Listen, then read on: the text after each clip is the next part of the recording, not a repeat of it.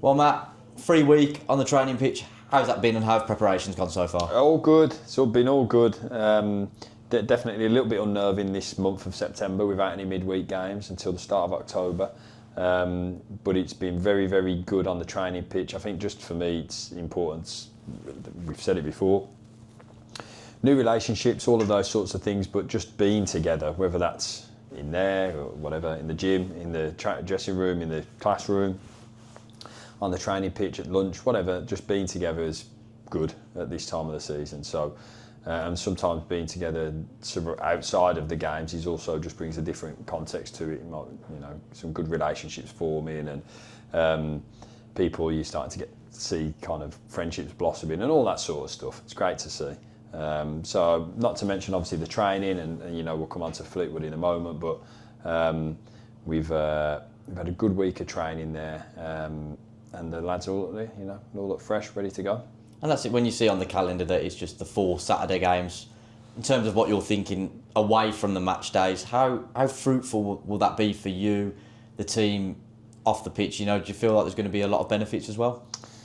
Hopefully. Listen, we enjoy the games, as we all do. We enjoy playing and enjoy being in front of supporters, so that's always probably the most enjoyable part of the game. But when you do get these spells and opportunities, I don't think we got this last year at all. So especially in the first 2-3 months of the season, so it was relentless last year.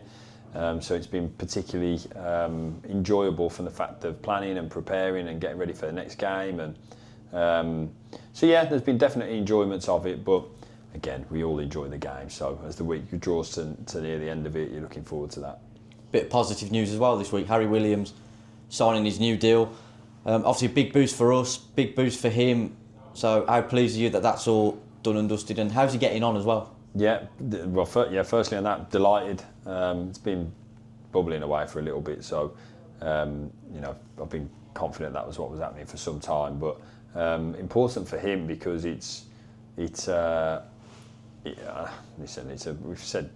to you before, it's a brutal injury, and it takes a good kind of 10 to 12 months worth of rehab on it to get you back to exactly where you are. So when you're at the very start of that and you also throw into the mix contract uncertainty, that can be really challenging mentally for anybody, not least a young lad who's had a fantastic season and clearly was looked at by other people. So let's not avoid those things. That was definitely the case because of how well he played.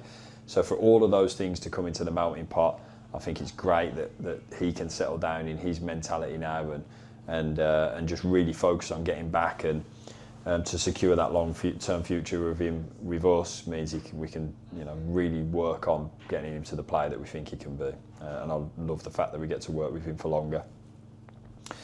And it just gives him that kind of security and that ability to okay, let's go to work. So, and on him in terms of the way he's approached his rehab, listen, H is the first person in the building every single morning of the players, and we get some early ones coming in here, but he's here the first of them doing his work. What I've known and speaking to the physios, he's slightly ahead because of the work that he's put in.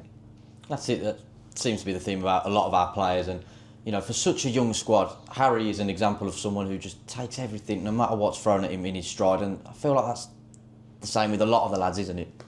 Yeah.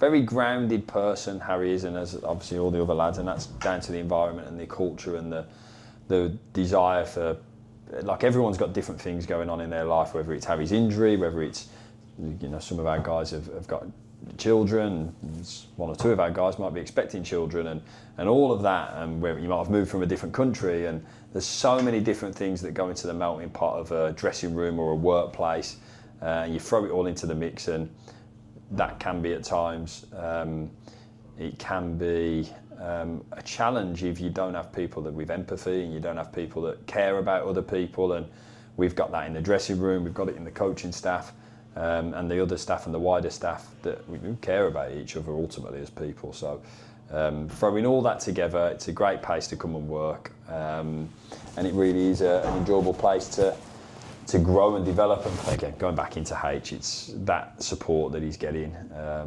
within the environment will only benefit him.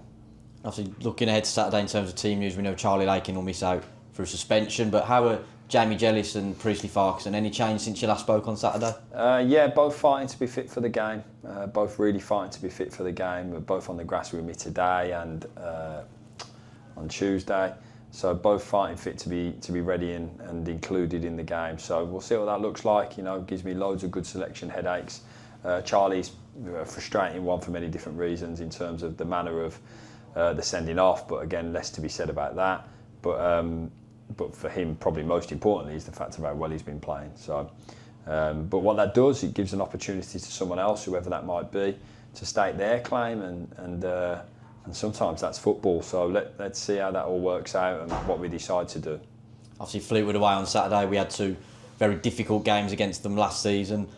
Compared to the games against, say, Chesterfield and MK Dons, are they going to throw a slightly different challenge, and is there any sort of adapting you have to do to defend that? I think every game in this league's different. You go away to MK Dons, they play very differently to Chesterfield, and then Chesterfield at home, it's very different Fleetwood away. And so everyone's going to be a different challenge.